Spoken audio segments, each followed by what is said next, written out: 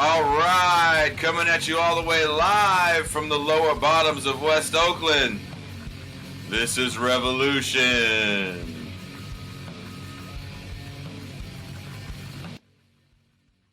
And if you guys have listened to this show before, you know that I am a huge Star Wars fan. I have titled episodes off of my love for Star Wars.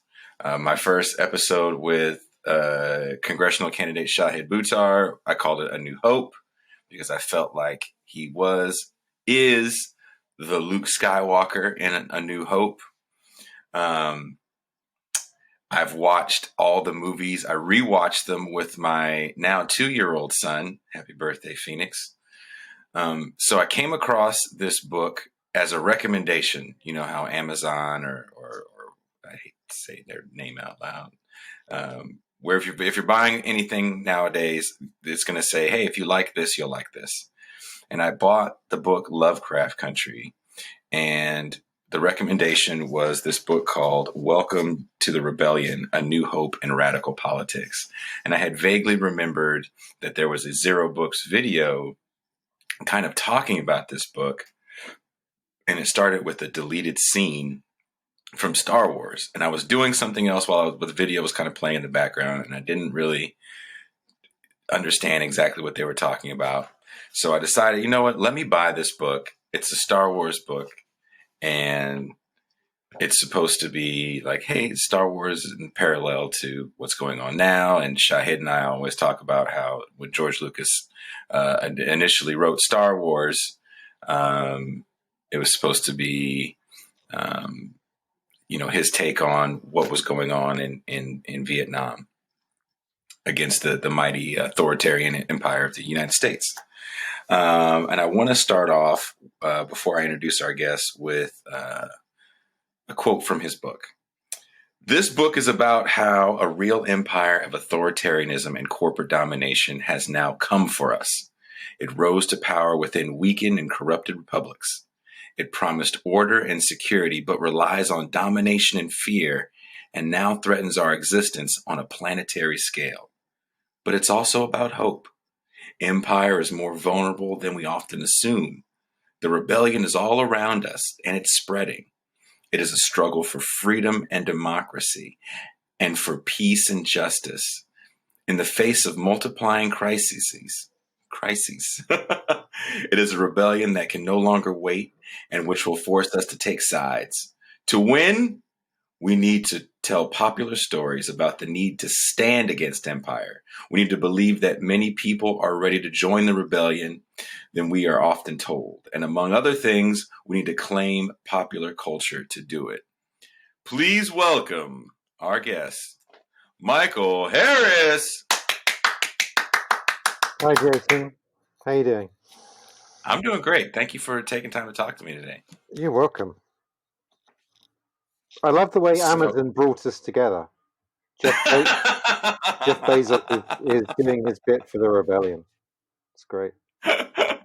That's the only way I can justify Jeff Bezos' existence right now, as he made another $200 billion, I believe. Yep. That is the part of the corporate domination happening before our eyes, right? In crisis. Who is Jeff Bezos in the Star Wars universe? Oh, he's the Trade Federation, maybe?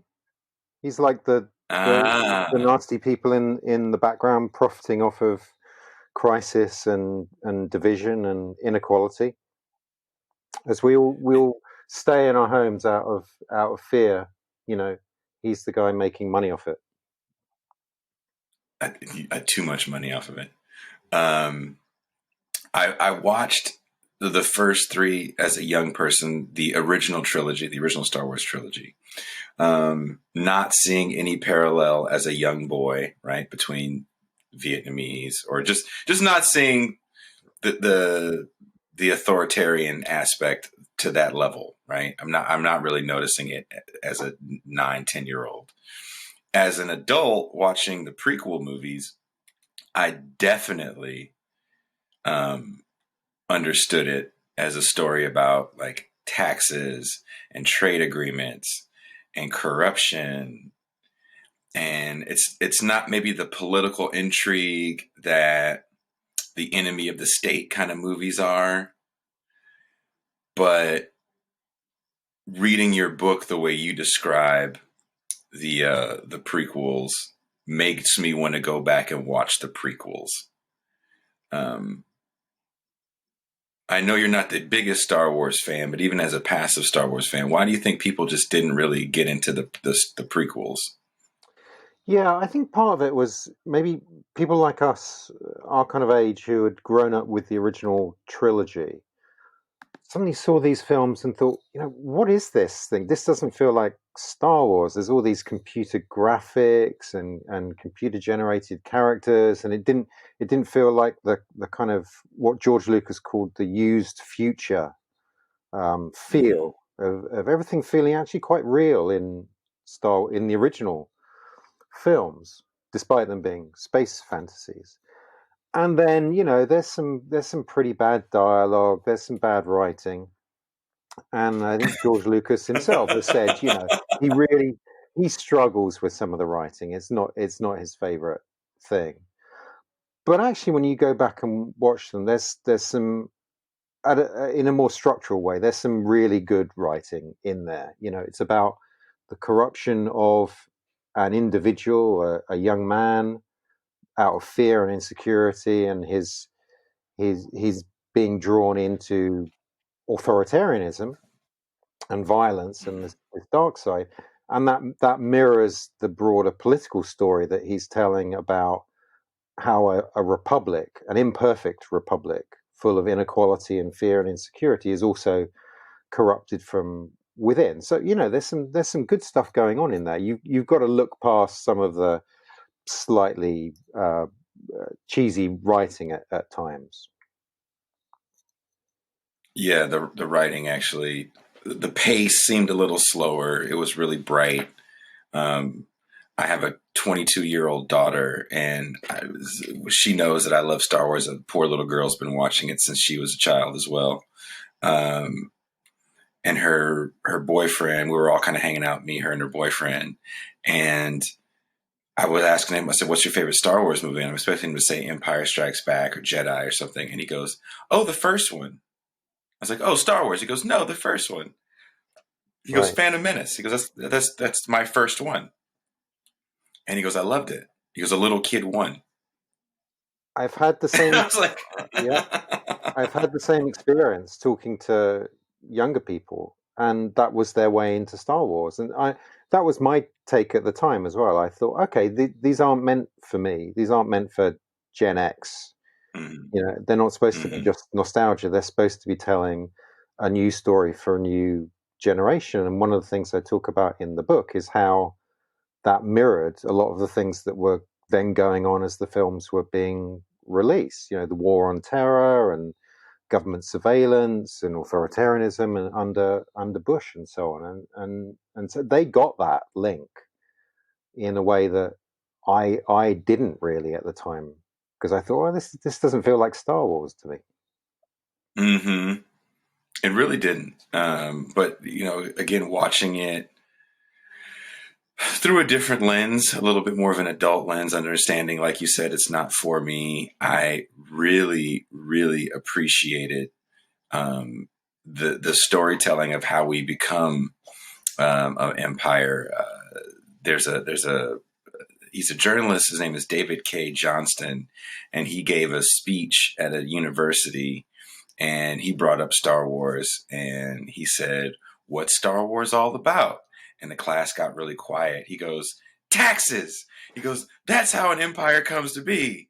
And he just kind of starts yelling at these kids about tax avoidance. And that was what his whole speech was about at the time, actually, was tax avoidance. Well, and one of the other things that I note in the book is how that was around the same time, the prequel time as well, where some conservative commentators really start talking about Star Wars, but they're siding with the Empire.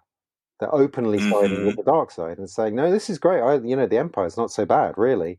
And of course, they have to defeat these rebel terrorists and, bring order and security to the galaxy. And like, whoa, what's going on here? What, are they trolling, or is there something deeper going on? And here we are again. The dark side is resurgent.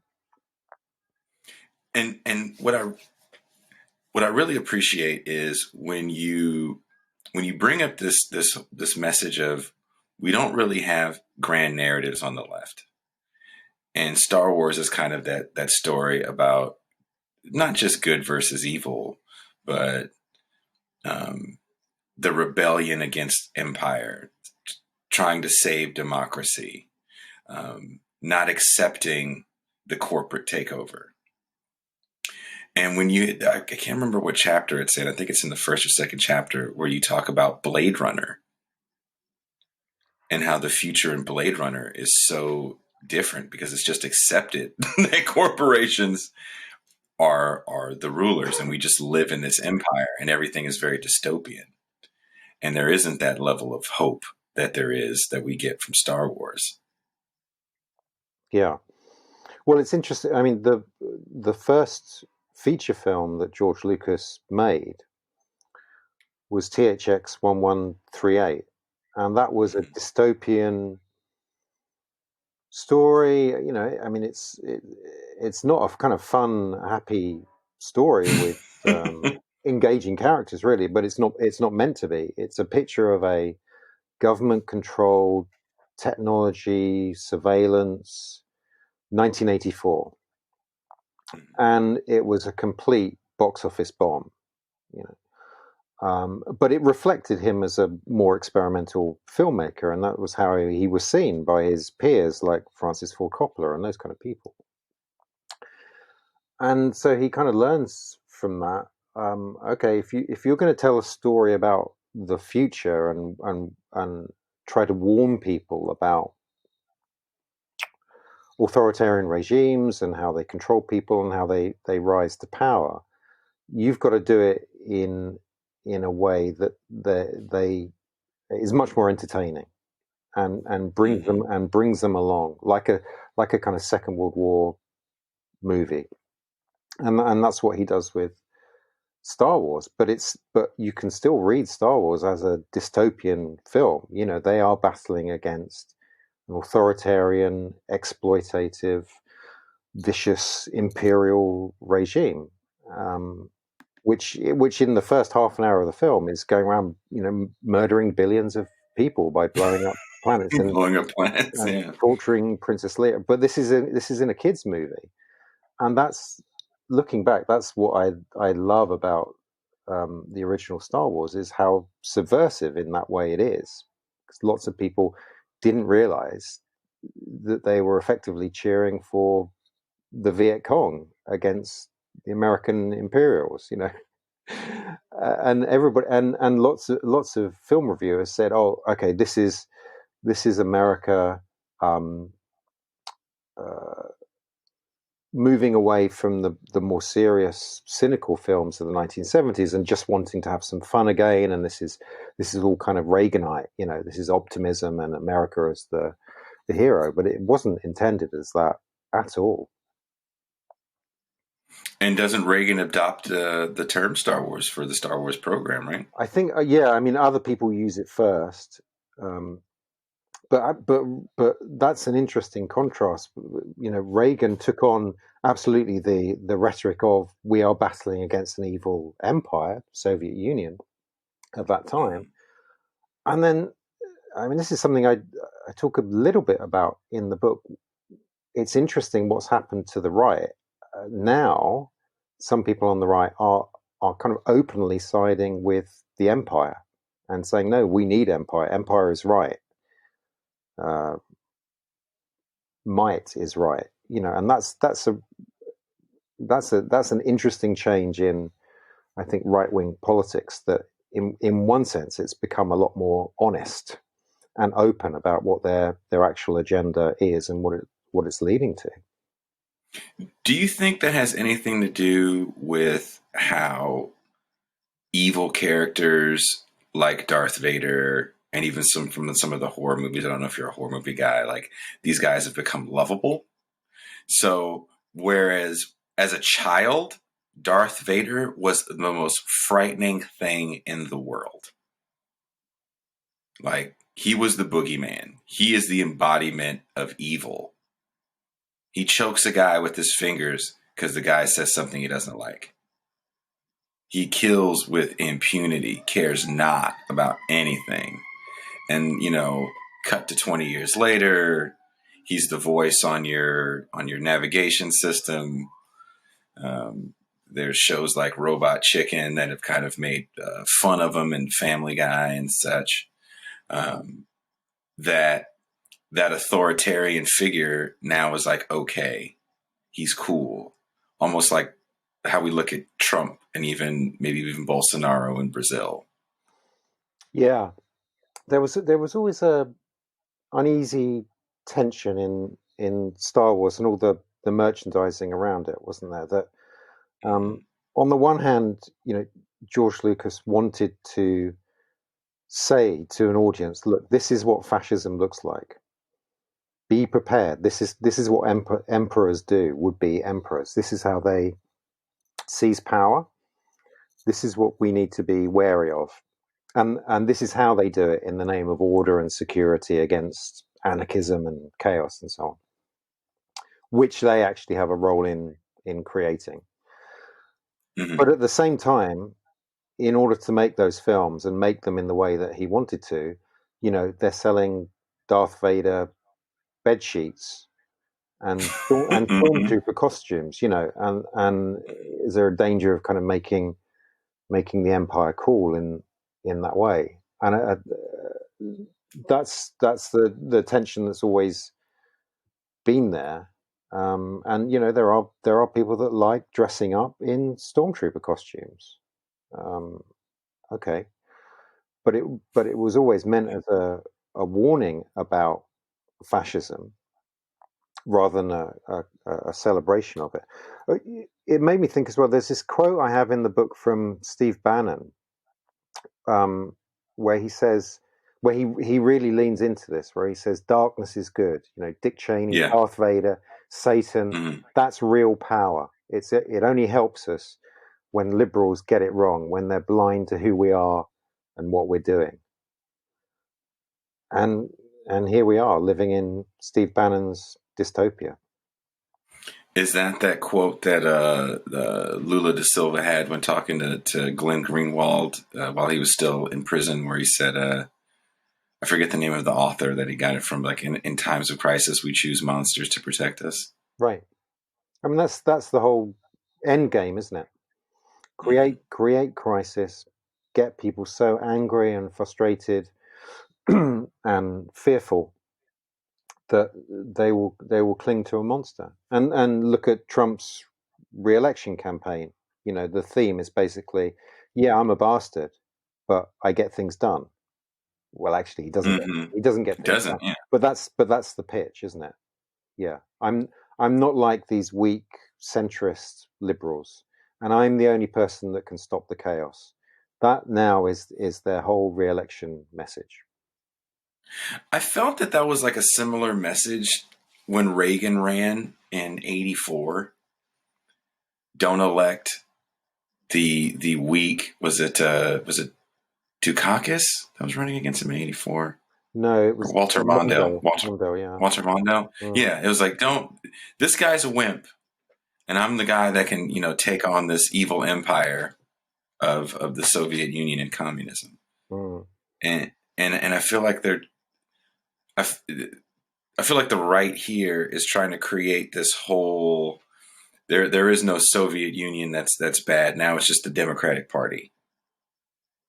The Democratic Party are these evil socialists, which is just so far from the truth. You're not buying that one? I saw somewhere someone said that they thought that the Republican strategy was to fight the progressive wing of the Democratic Party, i.e. Bernie Sanders, AOC. So that's the messaging that they still have, and they're trying to use it with Joe Biden and Kamala Harris, and it doesn't make any sense. Yeah, He's a secret Antifa radical, isn't he, Joe Biden? What No, we in shouldn't. Joe We Biden's shouldn't. record? We shouldn't give the secret plan. We shouldn't say it out loud in case they're listening, right? Unless Joe Biden had some Scooby-Doo-esque plan, has been playing three-dimensional chess on another level for literally 50 plus years of politics. Yeah. Well, he's playing the long game. That's how devious we are on the left. I could see Kamala Harris maybe taking off the mask and ha-haing people, like maybe.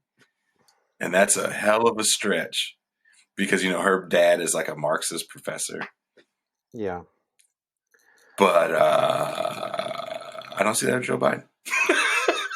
Well, to be fair, I don't think you're the intended audience for this message. Trump and his campaign envisage. I mean, they say it out loud, don't they? And it's very kind of patronizing and misogynistic. The scared white suburban housewife. That's who they want to be looking at images on Fox News of a protest or a riot or some burning building from somewhere, and saying only Donald Trump can save me from this. And this is straight out of the Palpatine playbook, if you want to put it that way. Which, of course, was inspired by Nixon's campaigns, 68 and 72 against. Right. So, I mean, history repeats itself in the same way that themes in Star Wars repeat itself. There's nothing new about this. The new hope is that we're wiser to it, we hope, and that there's a new resistance that has formed in response. I want to quote your book to that point. I want to quote your book. Also in the book, if you are a Star Wars fan, the chapters have, I feel like they're just like little essays, and they have these titles on them of lines from the movie. So it's again, if you're a Star Wars fan, even a passive fan, please buy this book. So you have a part in the book where he says, "I find your lack of faith disturbing," and you quote Stephen Duncombe. Am I saying his name right? Mm-hmm. Progressive dreams, to have any real political impact, need to become popular dreams. This will only happen if they resonate with the dreams that people already have, like those expressed in commercial culture today. Dreams animate the entertainment industry and drive consumption. They can blind people to reality and provide cover for political horror. But they also inspire us to imagine that things could be radically different than they are today, and then believe we can progress towards that imaginary world. Why are we on the left so disconnected with these kind of Star Wars-esque narratives? I think we're suspicious of them, and I understand why. Whenever a huge corporation like Disney is pushing out these films, we go, well, where's the catch? This is a story about rebellion against empire. There must be something else going on here, because it's not in Disney's interest to be selling us stories about the need to rebel against power and authoritarianism. So what's going on? And that's an understandable question to ask. And as I write about in the book, this goes back to some time to actually some really pioneering work that was done within left theory and Marxist theory about the role of popular culture, and whether that is part of giving people a false consciousness about the world they live in, or whether there's anything potentially hopeful and emancipatory in it. So there's long been this kind of suspicion about corporate popular culture, the popular culture we're sold, which makes sense. But at the same time, you can argue, well, these are just businesses. Yes, they have capitalistic interests, but they're going to sell us things that we respond to. And so what I was more interested in writing the book is, what is it about this rebellion story that makes it so popular and that we keep coming back to, and generation after generation comes back to, and doesn't actually, or albeit, it's just a space fantasy with laser swords and all of that, but does that signify something potentially hopeful? The other thing I think is the left is far too academic, and I speak as someone with an academic background, but the language we use, the concepts we use, we overcomplicate things on the radical left sometimes, and then on the liberal center left, if you want to call it that, the technocrats, they prefer to talk in terms of policy programs. And what both sides miss out sometimes is the importance of telling bigger stories. And again, we're not the audience for this, but if you look at the recent political conventions in your country, you know what the story coming out of the Republican National Convention was.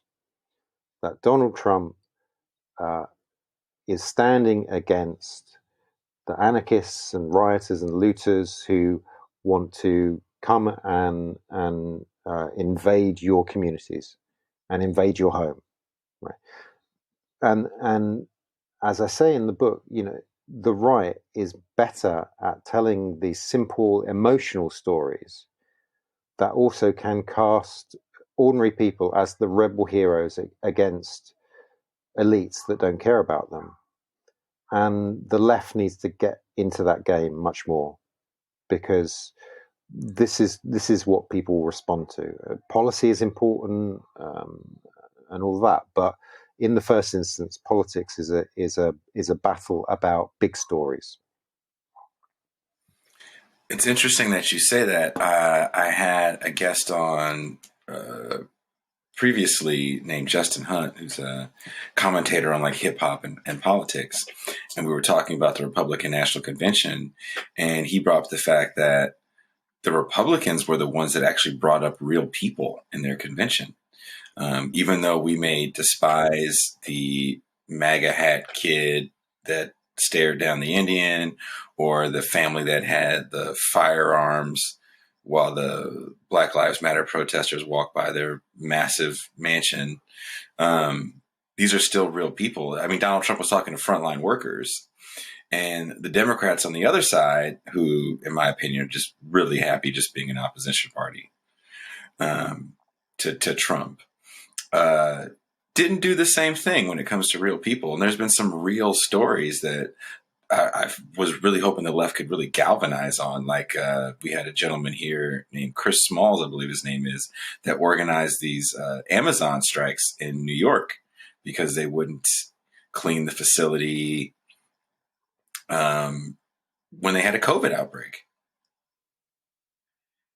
And to not kind of gather around these people and these stories, these American human stories, and just be like, well, we don't like Trump. It seems so defeatist. Yeah, well, it's a very kind of fear-based approach as well. I mean, who did the Democrats have? They had this parade of anti-Trump Republicans, right? Mm-hmm. Which, and you understand what they think the electoral strategy is in doing that. But of course, the message that sends to many ordinary working people and many non-voters as well is, we're gonna, our big aim here is just to take you back to the normal before Donald Trump. And that wasn't a paradise for a lot of people. And then we wonder why people don't come out and vote, if that is effectively the offer. And and the why I ended up using Star Wars to talk about what's been going on in politics recently is because here we have a rebel story, the most popular, arguably, fiction, modern myth in the world, which in its roots was inspired by the New Left, new social movements, protests, protests against the Vietnam War and injustice, and we don't use it. We don't use that template that we've been given, which clearly these stories are incredibly popular and popular for a reason. I mean, what would the Joe Biden version of Star Wars be? You know, we're gonna reform the Empire a little bit. We're gonna No, they would have a whole campaign on not blowing up planets. Yeah, there would be some limit on the number of planets that the Death Star could blow up every year. Remember Alderaan, just like a bunch of shirts that said "Remember Alderaan." Yeah, That's what it would be around. Yeah, you know, but we're not gonna cut the military's the Imperial Army's budget. That will keep growing. Mm-hmm. We're going to keep investing in Death Stars because you never know when we're going to need them against some unknown enemy.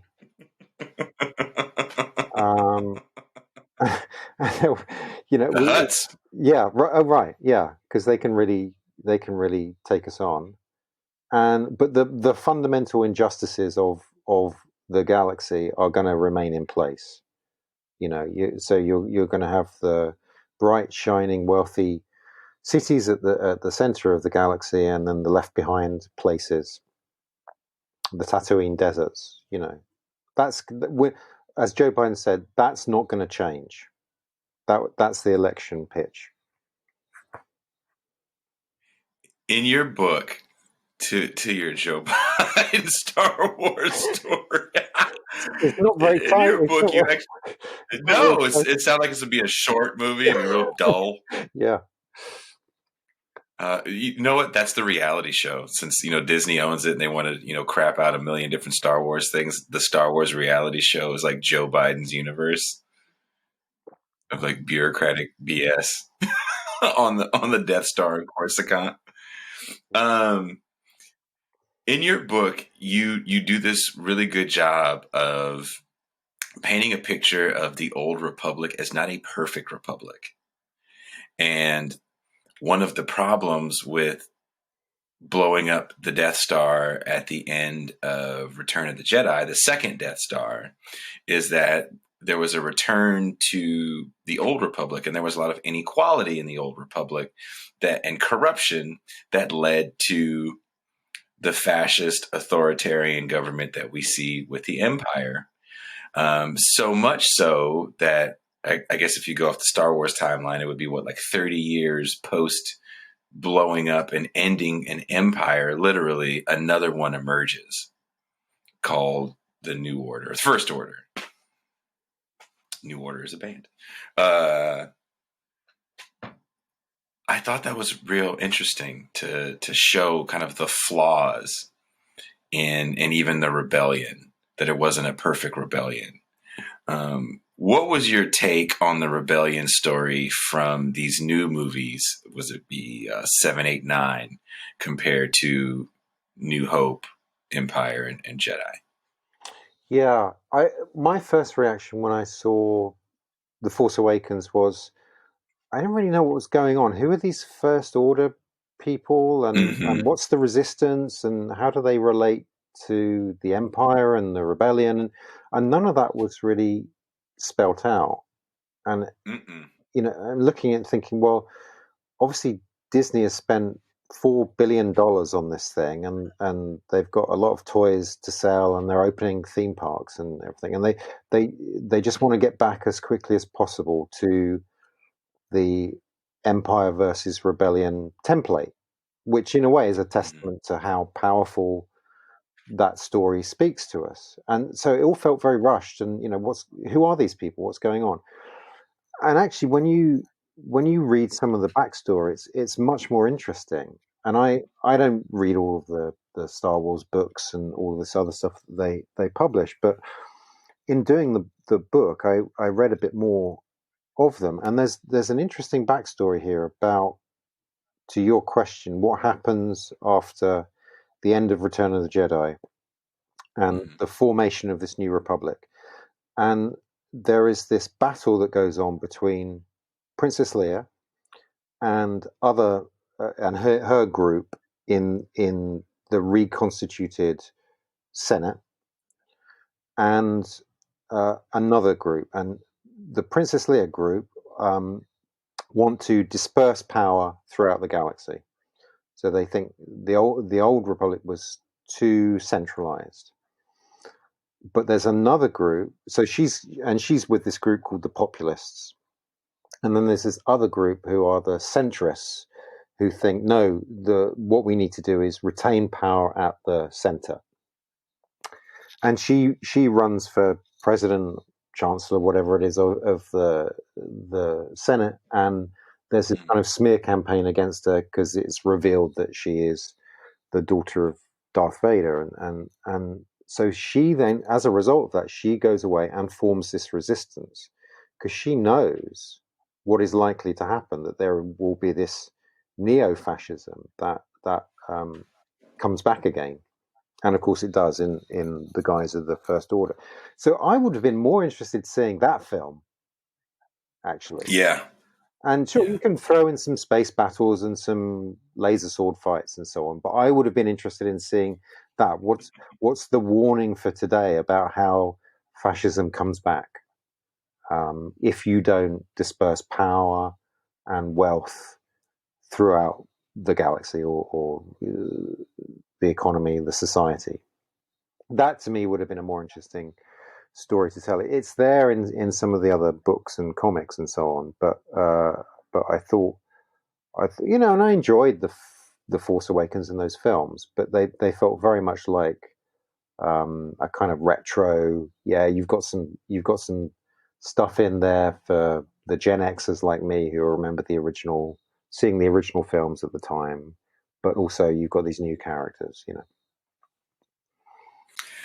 I did notice that when I watched The Force Awakens, and a lot of my other friends that are fans just didn't like it. They're like, "Oh, this was a ripoff of the first movie." And I feel like, unlike the first movie, you understand a little bit more Empire, and knowing that a Death Star got blown up for the second time, and pretty much the whole Empire is taken down. You don't really understand how this First Order comes to be. And I think as you watch these new movies, you do see the continuation of the strife of the outer, as you talk about the outer rim systems where there's slavery. Like there's literally slavery in this future world. Luke isn't even a slave on Tatooine. He may be a wage slave, but he's not sold into bondage. It wasn't his father was a slave, right? Wasn't Anakin a slave? Well, yeah, his mother, Anakin's mother was a slave, I think. Yeah, so he, of course, was born into slavery, and you don't really hear them talk about slavery in the original trilogy, and now in these new movies, it's like a theme. There's Rey was. So it's interesting. I did think how they did. Mm-hmm. Yeah, sorry, go on. I interrupted you. No. I'm done. I did think actually the films I liked more. I mean, I kind of enjoyed them all, but the films I liked more were Rogue One and Solo, actually, which I didn't expect to like. And they have more of a theme about. They give you more of a feel about what it's like to live under this imperial regime. And we're not at the center of the galaxy. We're in the exploited outer rim where there is slavery. And but at the same time, there are very rich exploiters. And so you get more of a sense of under imperial rule, a very unequal galaxy being policed by a heavy military presence, and what people have to do to survive in that context. So I think there's more interesting stuff actually going on in some of the other films. The main trilogy, I enjoyed parts of it, but they weren't really quite sure what they were doing. I think that's most people's summation, isn't it, of those films? They weren't really sure why they were making these films. I definitely have a friend that believes that Jedi was made just to sell toys. Well, I mean, I think it was the other way around. To be fair, in a sense that George Lucas is the most successful independent filmmaker of all time, and Mm-hmm. he had some bad experiences with his first couple of films where the studio got involved and was recutting them, and he said, "I never want this to happen again." And the original marketing of Star Wars and the toy line and everything was because the studio wasn't really interested, because there hadn't been anything like that before. But also George Lucas realized, if I can sell the toys, I can make the films I want to make. And the studio, there will be no studio. I'm just going to deliver a film to them and they can distribute it. So that was always his kind of independent streak that he had. And then he said in interviews, the idea was that he was going to go off and make more experimental and radical films, which he never ended up doing, of course, and Star Wars became his whole life. But I think the way he explains it was it was the toys and the marketing which gave him the independence to tell the studios to fuck off. And that's how you get these surprisingly kind of political but also really enjoyable mass entertainment. And I think we kind of forget the political aspect of Star Wars, because at the end of the day, we look at Star Wars as the toys, as the bed sheets, as the Disney store, which is pretty much the Star Wars store at this point when you first walk in it. It's interesting to me when I'm reading your book, and I'm constantly reading these quotes where George Lucas is talking about the Vietnamese, and that there's the line that's taken out of the movie from the first movie where is it Biggs? Is that his name? Biggs, Dark Slider, talks about being drafted. Oh yeah. That really changes the way you look at the empire when you think about someone's talking about being drafted into a war, and then he goes, no, I'm going to fight for the Rebel Alliance. And if you keep that in there, it really changes the story to one that can't be co-opted by the right, in my opinion.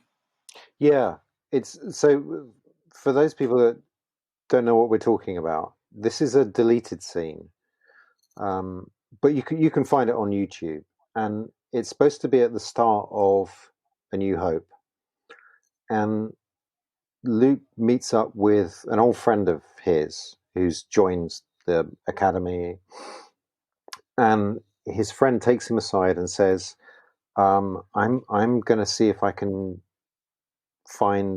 make contact with the Rebel Alliance." And Luke, explodes with excitement. The Rebel Alliance, fantastic, And they talk about how they've always been interested in making contact with the rebellion and joining the rebellion, and that puts a very different spin on the first film, actually, because when you take that out, you're left with the film as we first saw it, which is Lucas's farm boy, and he's bored, but falls in love with this princess hologram, and isn't consciously joining a rebellion. He's just looking for adventure.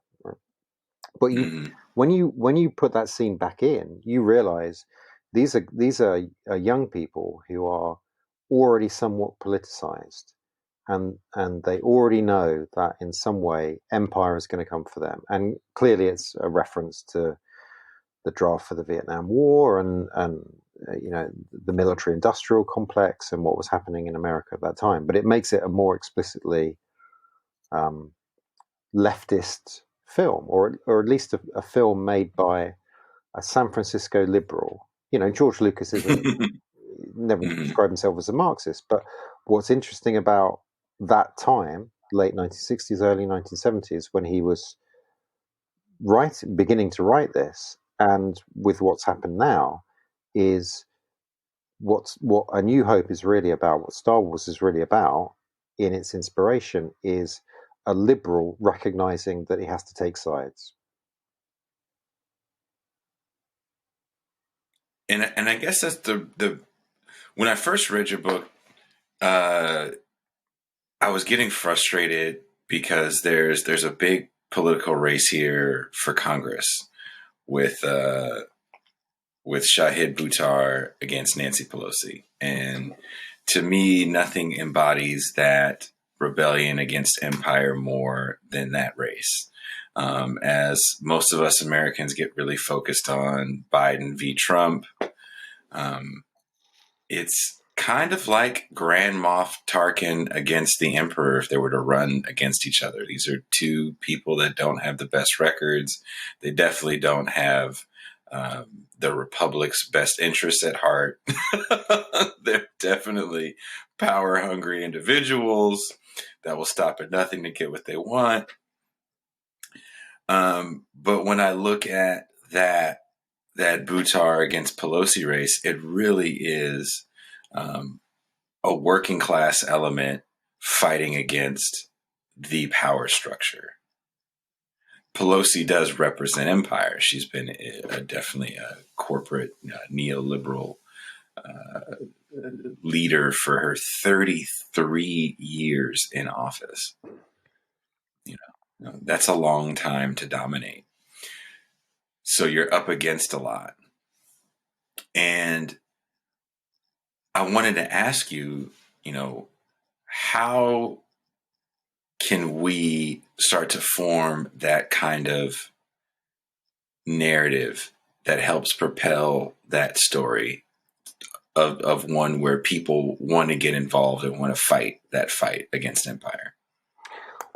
Well, in a way, that's why the subtitle of the book is A New Hope in Radical Politics, is that I think there's a younger generation of people on the left who are doing that, who can tell that rebel story much more effectively, who are embracing that rebel story, and who recognize that, firstly, they need to reclaim that from the right, who have claimed that rebel story for themselves. And we see the effects of that all around us. So they need to reclaim that story and actually do it in a fun, interesting, exciting way.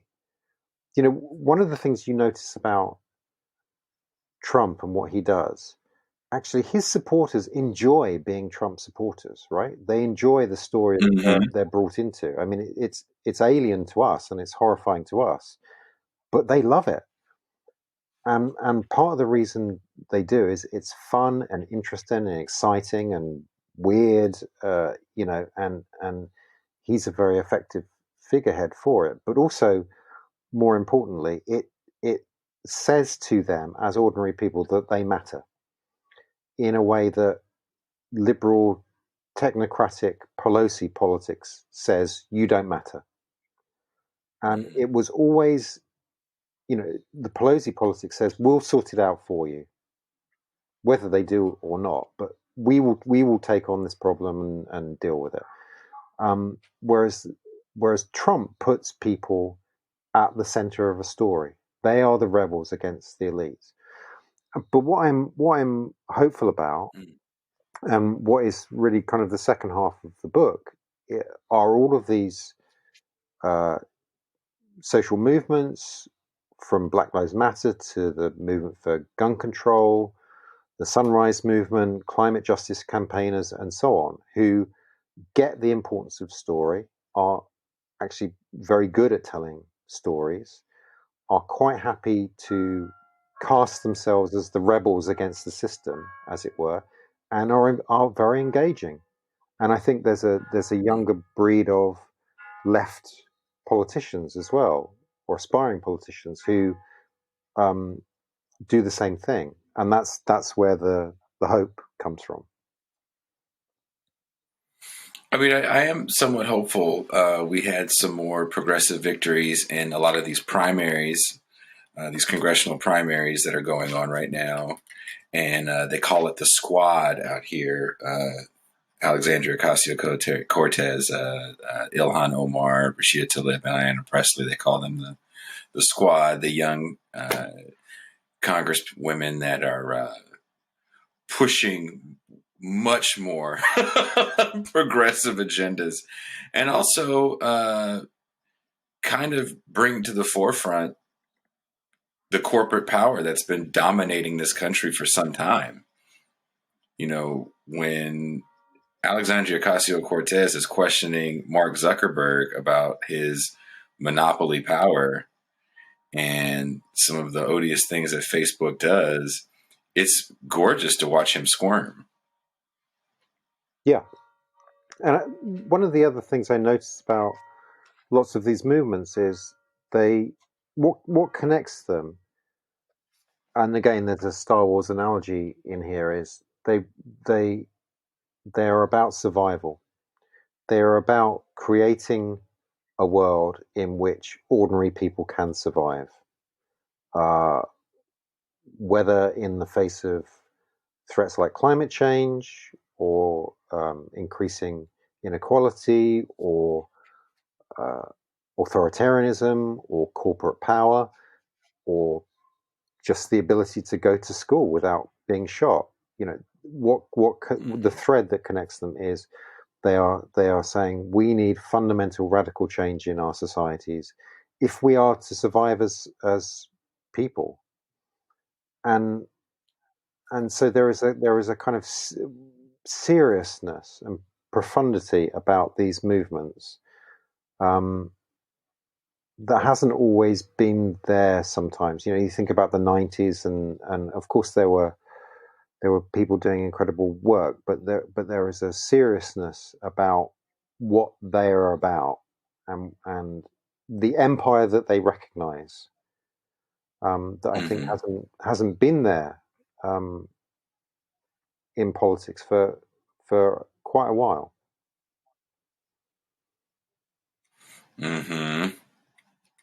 The 90s were definitely a quiet time for the left. I mean, academia definitely wrote some good books and papers, but when it comes to the radicalization that we see post-Occupy,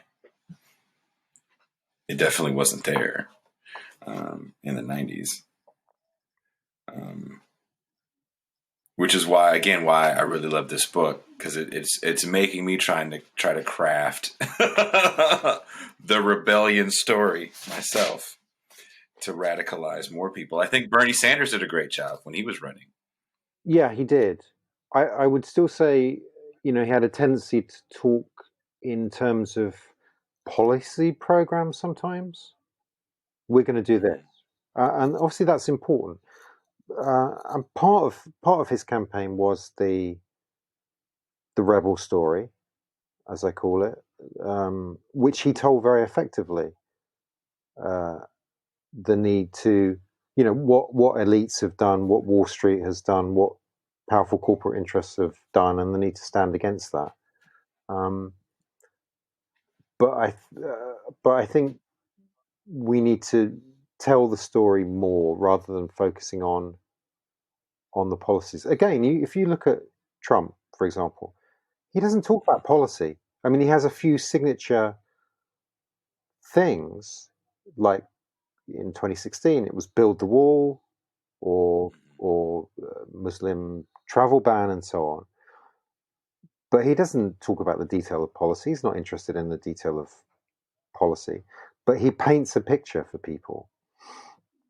And I think sometimes we have a tendency on the left to talk about kind of what can sometimes sound to many people like rather academic, abstract ideas, or to talk about policy, and to not start with this story that puts ordinary people back at the center of politics, gives them a sense of their own potential, their own power, that they can take on elites if we believe that we can.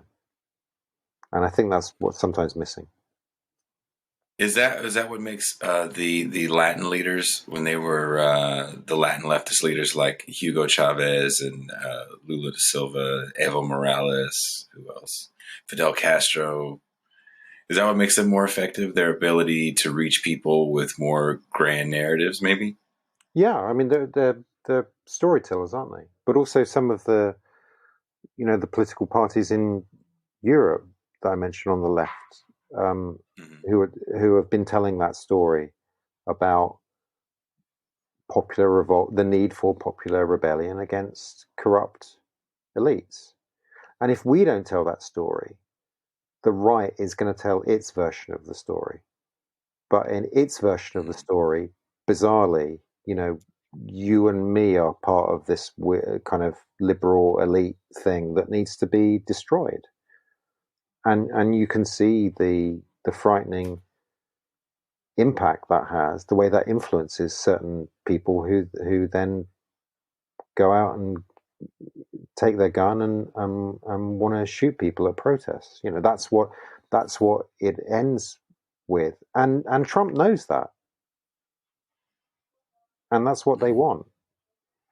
And and obviously, using Star Wars as a frame for talking about politics. In one sense, it's meant to make it a bit more fun, a bit more accessible, a bit more engaging. But in another way, it's meant to say, this is real. We are seeing a new empire, and everything that really means in the real world, coming for us. And if we take that seriously, how are we going to respond? I want to, before we wrap up, I definitely wanted to read this one quote. Power, unlimited power.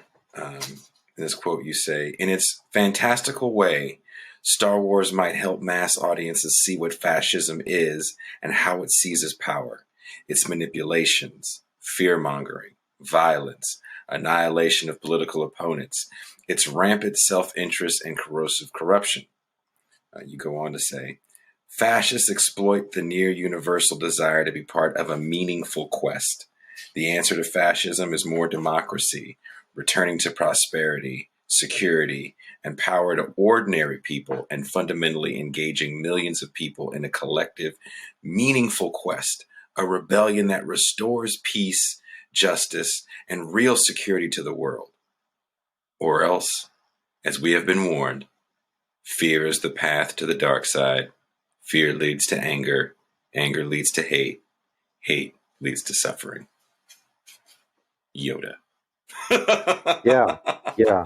Well, that was a good thing about the Disney Star Wars films, actually. I think in that Kylo Ren character, you do have a pretty good embodiment of the kind of confused, angry, lost young man who's looking for a place in the world, and again is corrupted by an authoritarian right story because he's not told any other story, and that's what and actually that's why, I don't know if you're aware, but there's a lot of kind of toxicity in some of the online debates around Star Wars and so on, and I think that's possibly the strongest part of the new films, is that they do show the corrupting power of that dark side, how seductive that can be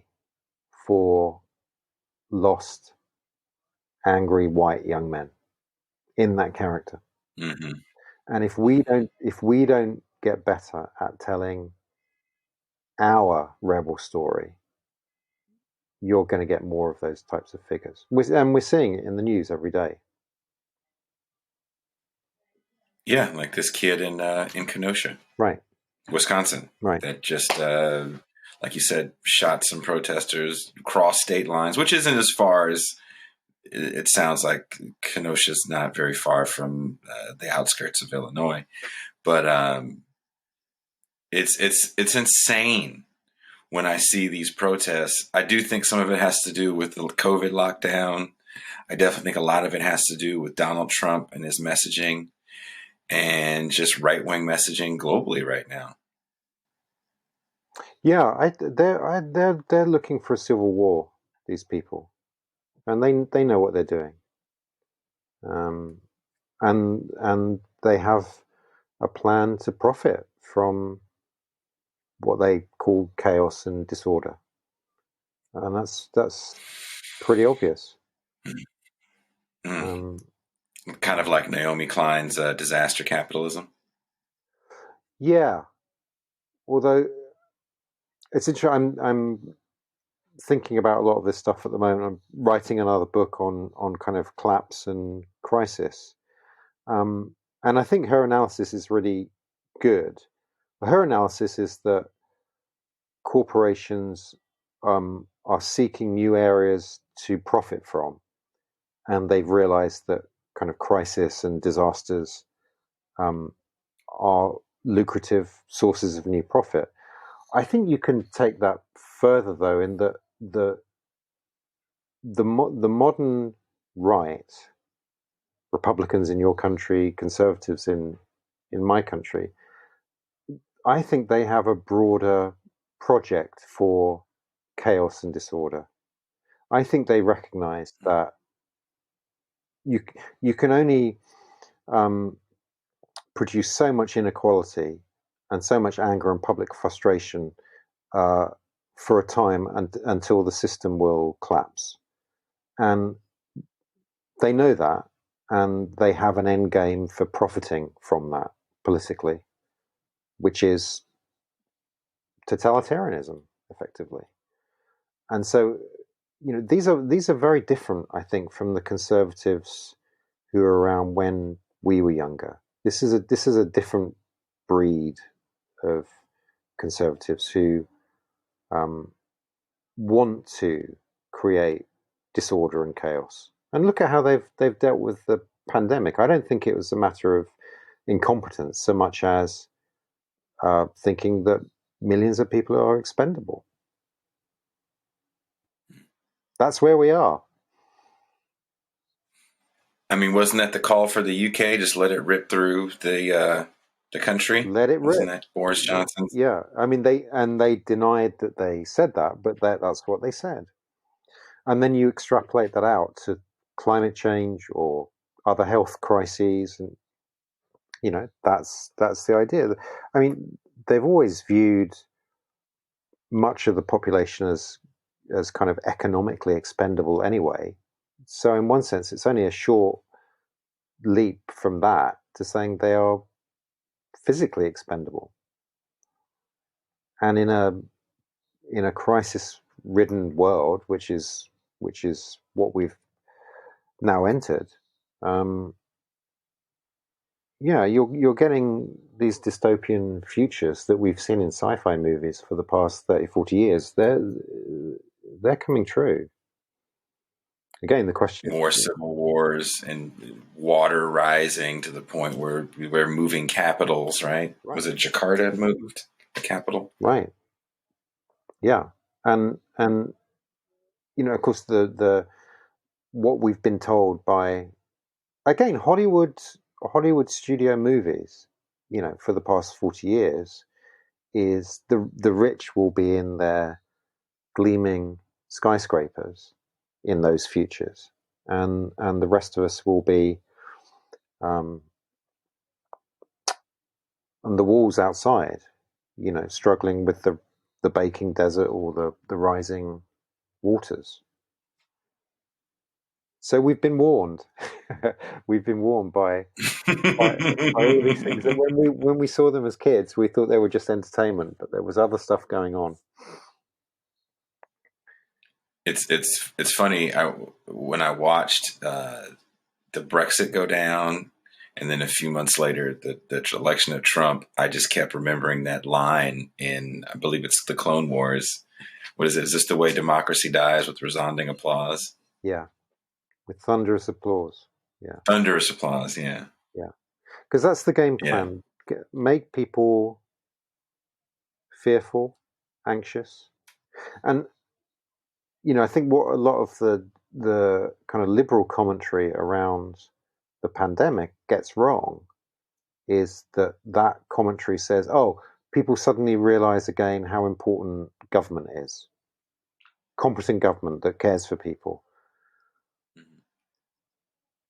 Well, some people might have realized that, but actually, I think the game plan for the right is to use these crises to get people really scared, and when people are scared and when they're fearful and there's scarcity, they, as you said earlier, they can look to the monster to save them. Or to save people like me, people that look like me. Yeah. Well, come November 3rd here in the States, we'll see if we're trying to blow up the Death Star or just be another part of the empire. It's our voting day, so we'll see what happens. Well, I mean, but it's going to be okay, because the day after, Joe Biden is going to reveal his secret radical leftist plan to socialize the economy, right? That's when he takes off his mask and it's like Michael Parenti. Yeah. But again, we shouldn't be saying this out loud. Being tapped. Right. Someone might be listening. I still think that is some of the most hilarious BS ever. And me personally, I think that Trump actually has just too many bodies on his hands at this point. And he's he's radicalizing a base that isn't as large as people think. It's just louder than people think. I don't know if it's necessarily growing. I hope you're right, but I just think he's still got that ability to rev up his base through storytelling. Mm-hmm. It's storytelling about the from his point of view. I mean, he doesn't actually believe it, but the story he's telling is this dystopian, radical left, anarchist future. Most of which sounds pretty good to me, but I'm not the audience, right? Yeah, he goes, Joe Biden wants to defund police and everybody gets an abortion. Right. And I was like, well, first of all, what a weird thing to say. Okay. Yeah.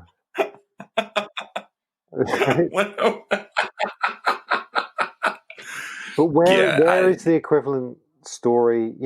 Can Biden tell an equivalent story? No.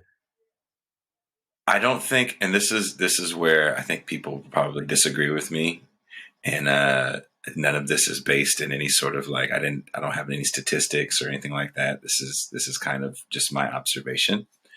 One thing that I learned from the election of Barack Obama is never underestimate the power of projection. I can't tell you one thing Barack Obama did politically before he became president in 2008, other than give a speech that got people excited in 2004. I remember when Colin Powell wrote a book that my father, who is not a Republican, was very excited about because a black guy wrote a book about being a black guy in Washington. A lot of people projected onto Barack Obama a Martin Luther King type essence that I don't think was ever really there. And I see that in Kamala Harris. And I see a lot of the quote unquote Hollywood elites, as Donald Trump likes to call them, really, instead of getting behind Joe Biden so much, they're definitely behind Kamala Harris. And I think as long as she stays relatively quiet, people will be able to project those same, what is her name? Rosa Parks like energy into Kamala Harris that just really isn't there. Much like people project Donald Trump to be a savior when he's literally never saved anything in his life. Yeah. Well, I mean, that's an interesting question, isn't it? The extent to which that that image that people have projected onto Obama of hope and change, the disillusionment with that led in part to Donald Trump. I agree. Despite I saw it. things that the administration might have done that were good or incrementally progressive, would you have got Donald Trump without the sense of people were sold something that didn't turn out to be the case? The thing is, if the American public gets a Biden-Harris administration and everybody goes back to brunch and does much like Return of the Jedi, right? The second Death Star blows up, but you get the same republic that gave you the empire in the first place, then of course you get the First Order. And if you thought, Darth Vader was bad, well, his emo grandson is horrible. Is that Don Jr.? He's the Exactly. Yeah. What do you get yeah. when you get Donald Trump out of office, but you get 4 years of neoliberal Biden who doesn't do anything? Then you're going to get some Stephen Miller, Steve Bannon type energy in the White House where there's actually going to be an ideology. I think that's right. And, as many people have said, one of the saving graces is that Trump is really lazy. Mm-hmm. But his children, as it were, his political children, won't be. The Stephen Millers of the world, they won't be lazy. They'll come in with a real agenda, a real plan. That's the warning from history, isn't it? Mm-hmm. And that's what I'm watching out for. I'm watching to see what the rest of the world is doing. I definitely watched as close as I could the elections in the UK with Corbyn. And I feel that Corbyn got it way worse than what Bernie got as far as just the media crapping all over him. He was an anti-Semite, according to the media in the UK, which I was like, really? Okay. I'm looking to see what Brazil does now that Lula's out.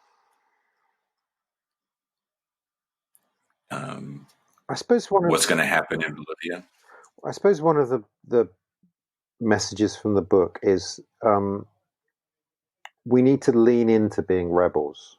I mean, we talked a bit about the 90s, and obviously there was that whole Clintonite third way promise that you won't fundamentally change anything, and you might be able to get elected. And it was the same in the UK with Blair, and that's shaped a generation of Democratic and Labour politicians until Bernie broke through and Corbyn in the UK Labour Party and so on, who drew a line under that and said, but I think we can go further and say people are hungry for a rebellion story. You see that in Trump. You see that in Brexit, however manipulated that was. Lean into being a rebel. Lean into the promise that you are going to change the system. Because if you don't promise that and then try to deliver it, people don't see you trying to deliver that, they will find it somewhere else and find it somewhere on the dark side, unfortunately. Oh, that is, yes. Has this left you more hopeful or less hopeful? Well, actually, more hopeful because I'm gonna end on this quote that you have in your book, because your book honestly does, as you paint the picture of dystopian nightmare that is the empire. You always juxtapose it with the hope of rebellion, and in the last chapter of the book, you have a quote from the movie from Vice Admiral Holdo, who says in The Last Jedi, "When I served under Leia, she always told me, hope is like the sun. If you only believe in it when you can see it, you'll never make it through the night." And I think they say that quote again in the final movie, The Rise of Skywalker. I think Poe Dameron says that again, I believe. Yeah. And that just, I finished the book late last night and I read that and got chills like, oh, wow, that is true. We do have to have hope. It's great to be analytical. It's great to know theory. That's all cool. But hope is what gets people wanting to fight. And I think Obama sold hope great. He's really good at peddling hope. I just don't think he can sell it at this point because he's got a record, an 8-year record of hopelessness. So we ourselves, the proletariat, we can sell hope to each other. Yeah. And unite. But I also think this is generational. You know, in Star Wars, the hope is with young people. I mean, these are kids taking on the Empire, you know, and in many young people today, and the movements they are forming, and the fact that they are running for office and so on, I think is incredibly hopeful in the way that I haven't felt hopeful about radical politics for quite some time. Well, I'm gonna keep hoping. I'm gonna keep trying to organize. We'll see what happens. Mr. Harris, thank you so much for taking the time to talk to me today. I really appreciate you. I love your book. There's going to be a link to purchase this book, Welcome to the Rebellion, A New Hope in Radical Politics, from Michael Harris. Thank you so much. I'm going to play some music. Please don't hang up.